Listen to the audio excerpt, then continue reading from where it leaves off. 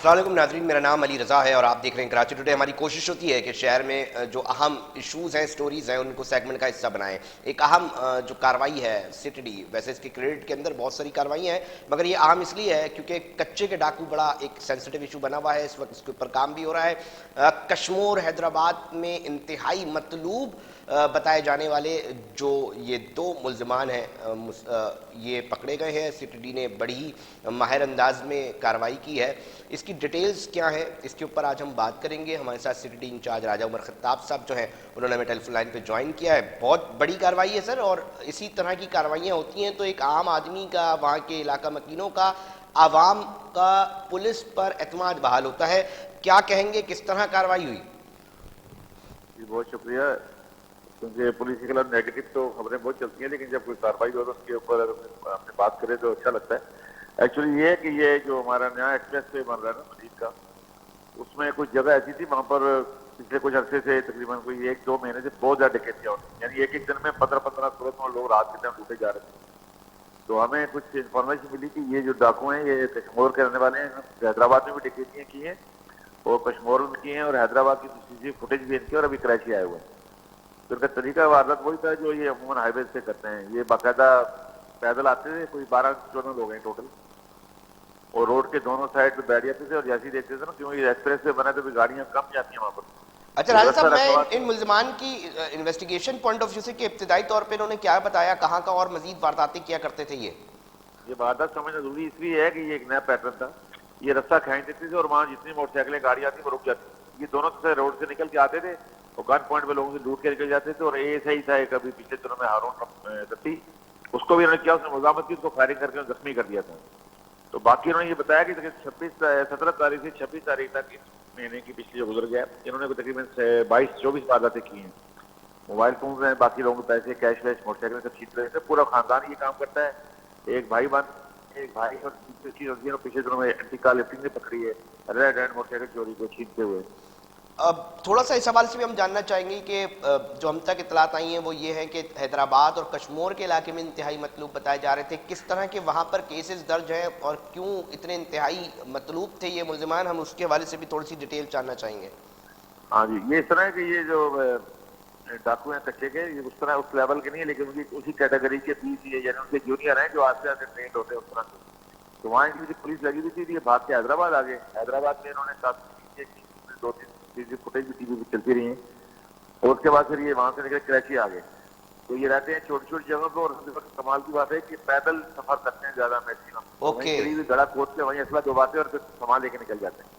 تو اس لیے ہم نے اس چیز کو 3-4 دن سے ناکہ بندی کی ہوئی تھی، مطلب خفیہ نگرانی کی ہوئی تھی، ہمارے لوگ وہاں فارمر کر کے بیٹھے ہوئے تھے، تو ہم نے دیکھ لیا کہ ہم نے کس طرح کی واردات ہو رہی ہے، تو پھر یہ ہم رات کو آپریشن کیا۔ راجہ صاحب، ایک بڑا سوال اکثر شہری اور کنسرن اتھارٹیز اور اس کے حوالے سے بھی اٹھتا ہے کہ جناب اگر یہ ملزمان کی گرفتاری کر دی جاتی ہے تو ان کو عدالتوں میں سے ضمانتیں مل جاتی ہیں، ہم کیا کر سکتے ہیں ایسا کہ جو اتنی محنت لگتی ہے، یقینی طور پہ آپ کی ٹیم ہے، آپ کی ٹیم کے جوان ہیں، وہ بڑے مطلب نشانے کے اوپر ہوتے ہیں، ہم یہ کہتے ہیں ان کو وہ ایک ایفرٹ لگا کے پکڑتے ہیں اور عدالتوں میں، تو عدالتوں سے پھر جو فوری طور پہ ضمانتیں مل جاتی ہیں یہ نہ ملیں، اس کے لیے کیا حکمت عملی بنانی چاہیے، اس کے اوپر کیا کام ہو رہا ہے؟ ہم یہ بھی چاہیں گے کہ آپ اس کے اوپر بھی پوائنٹ آف ویو پہ اپنی رائے دیں۔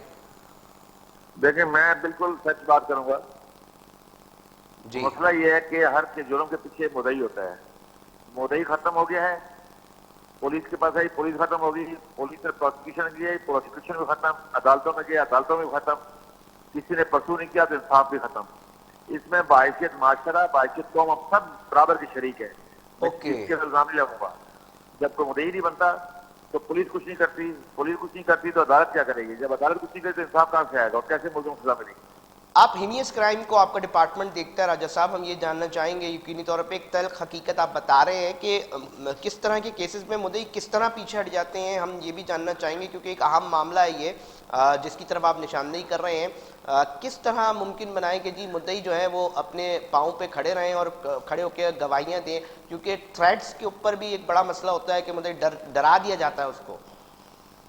دیکھیں، جہاں تک بات ڈرانے کی ہے نا، وہ اس کو میں اتنا بلیو نہیں کرتا، کیونکہ ہم نے یہاں ٹیررزم کی کیسز بھی کیے ہیں، ہم نے ہائی پروفائل کیسز بھی کیے ہیں، ہر قسم کا کیس کیا ہے۔ ڈرنے سے زیادہ جو ہمارا جوڈیشل سسٹم یا انویسٹیگیشن سسٹم یا جو ہمارا پورا نظام ہے وہ بہت خراب ہے۔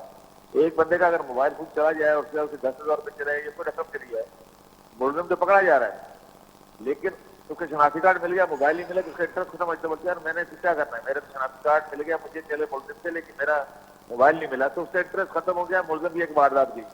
راجہ صاحب راجہ صاحب میں یہ جاننا چاہوں گا کتنے فیصد اس طرح کے کیسز ہوتے ہیں جس کے اندر مدعی جو ہے وہ بیک ہو جاتا ہے؟ ہم کیونکہ آپ بڑے پرانے پولیس افسر ہیں, اس شہر کے اندر بڑی چیزوں کو قریب سے جانتے ہیں, دیکھتے ہیں, آپ کا تجربہ کیا بتاتا ہے, آپ کا ایکسپیرینس کیا کہتا ہے کہ کتنے فیصد, اگر ہم ایک جنرل ناظرین تک بھی ریکارڈ کا حصہ بنانا چاہیں تو کتنے فیصد پہ مدعی پیچھے ہو جاتے ہیں؟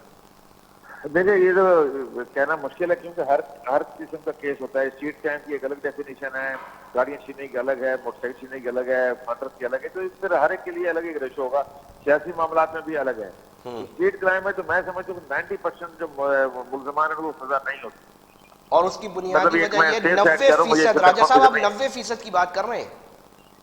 بالکل, جو اسٹریٹ کرائم ہے ملزم ہے کم از کم میں سمجھتا ہوں کہ 10% یا 15% لوگوں کو سزا ہوتی ہے, اس کے علاوہ نہیں ہوتی, کیونکہ اتنا لمبا پروسیس ہے, نہ کوئی گواہی دینے جاتا ہے, نہ کوئی ایویڈنس ہوتی ہے, نہ کچھ ہوتے ہیں, ملزمری ہوتے ہیں, بیچ 2 سال بعد 6 مہینے زمانے تو فوراً ہوئے. اور اس کے بعد آپ کا یہ تجربہ کہتا ہے کہ وہ واپس آ کے دوبارہ سے کرائم کے اندر ملوث پائے جاتے ہیں ملزمان, جی یا رائے بالکل راست پر آ بالکل, جاتے ہیں؟ اسٹریٹ کرائم میں خاص طور سے جی, وہ رپیٹ ہوتا ہے سرکل, وہ ریپیٹڈ جاتا ہے آفینڈرز 2 بنتے ہفتے بعد 3 ہفتے بعد چھوٹ کے آ جاتا ہے. باقاعدہ وکیلوں کے پینل بنے ہوتے ہیں, اسی طرح ان کے گروپ بنے ہوتے ہیں. اگر ایک بندہ جیل جاتا ہے تو واپسی میں 4 ساتھی لے کے آتا ہے وہ. تو یہ میں کہہ رہا ہوں یہ ایک پورا سسٹم ہے جس کو فکر کرنے یا ریسیٹ کرنے کی ضرورت ہے. جی اچھا راجہ صاحب, ہم ایک اور بات بھی یہ کہنا چاہیں گے, اور میں اکثر اپنے پروگرامز کے اندر بھی یہ بات کرتا ہوں کہ جی حوصلہ افزائی بہت ضروری ہے. بہت ساری چیزیں ہم چلا رہے ہوتے ہیں, میڈیا کے دوست بہت ساری چیزیں چلا رہے ہوتے ہیں, مگر جہاں اچھا کام ہونا چاہیے اس کو بڑی حوصلہ اس کی حوصلہ افزائی ضروری ہے. بہت سارے جوان جو ہیں جو بالکل فرنٹ لائن پر موجود ہوتے ہیں, اس طرح کے بڑے بڑے کیس جو ہیں وہ اس پہ ملزمان کی گرفتاریاں کرتے ہیں. راجہ صاحب ان کی حوصلہ افزائی کس طرح ہوتی ہے؟ اس کیس کے اندر کیا انعامات دیے سرٹیفکیشن کی؟ کیونکہ یہ بڑا ضروری ہوتا ہے کہ کم سے کم جو ایسے لوگ جو براہ راست عوام کو تنگ کر رہے ہوں, پولیس اہلکاروں کو زخمی کر رہے ہوں, ان سے اس طرح کی چیزوں میں, تو ان جوان جو کہ اس طرح کے ملزمان کی گرفتاری ممکن بناتے ہیں, ان کے لیے آپ کا ڈپارٹمنٹ کیا کرتا ہے؟ لیکن سب سے پہلے تو ہماری بیسک ذمہ داری یہی ہے, ہمیں بھرتی اس لیے کیا جاتا ہے, ہم جوائننگ فورس کو اس لیے کرتے ہیں, کسی نام کے لیے نہیں کرتے, اسی کے لیے کرتے ہیں کہ ہم لوگوں کے لیے وہ کام کر سکیں جس کی ہمیں تنخواہ ملتی ہے, جس کے لیے ہمیں لگایا گیا ہے. اور یہ ہماری یہ خوشی ہوتی ہے کہ ہم اپنے فرض کو اگر پورا کر لیں. جہاں تک بات ہے کہ اس کی ایکسٹرا جو beyond the call of duty کی چیزیں ایفرٹ ہوتے ہیں, کسی کا ایسا کارنامہ ہوتا ہے, اس کو ضرور گورنمنٹ بھی اپریشیٹ کرتی ہے, ڈپارٹمنٹ بھی کرتا ہے, ان کو انعام بھی ملتے ہیں, ان کو سرٹیفکیٹ بھی ملتے ہیں, ان کو ریوارڈ. اچھا راجہ صاحب, ایک اور بڑا ہے معاملہ جس کے اوپر ڈسکشن میں آ رہا ہے کہ موجودہ جو ڈکیتیوں کی کچھ سی سی ٹی ویز سامنے آئی ہیں, اس کے اندر مقتول کو ٹارگٹ کیا جاتا ہے اور پھر موبائل فون چھین لیا جاتا ہے. اس طرح کی سی سی ٹی ویز کو جو دیکھا جا رہا ہے تو اس میں عمومی طور پہ ایسا رنگ دینے کی کوشش کی جا رہی ہے کہ جناب موبائل فون کی ڈکیتی کی پرسیپشن دے کے کوئی ٹارگٹ کلنگ ہو رہی ہے. اس طرح کی چیزیں کیا آپ کے علم میں ہیں؟ جی بالکل, اس کا انتشار بھی سی ٹی ڈی نے کیا تھا, ہمارے بھی انٹیلیجنس نے کیا تھا. پیچھے جب رمضان تک آپ نے دیکھا ہو, اس میں 62 اس کے آس پاس لوگ جو تھے, تو ایک لڑکی کے بیچارے ٹارگٹ کے نہیں کیا, کسی میں شہید ہو رہے تھے بے گناہ لوگ. تو ہم نے دیکھا کہ ایک خاص طبقہ خاص کے لوگ یا ایک مسلک کے لوگ جو نا وہ بھی اس میں ٹارگٹ ہو رہے ہیں. تو پھر ہم نے اس کو بڑا چیک کیا تو پتہ چلا کہ یہ اسٹریٹ کرائم جنرلی چل ہی رہا ہے, لیکن اس کی آڑ میں سیکٹریئن کارروائی بھی ہو رہی ہے. تو اس سیکٹریئن کلنگ میں وہ پھر جو لوگ تھے وہ اپنے پکڑے, ان کو جیل بھیجا, مطلب وہ اس کی آڑ نہیں لے رہے تھے, لیکن ہم سب کو ایک جنرلائز کیا ہوتا ہم سب نے. وہ خود اس چیز کرنل نہیں تھے, لیکن وہ تھے ٹیررسٹ, وہ تھے ٹارگٹ کلر.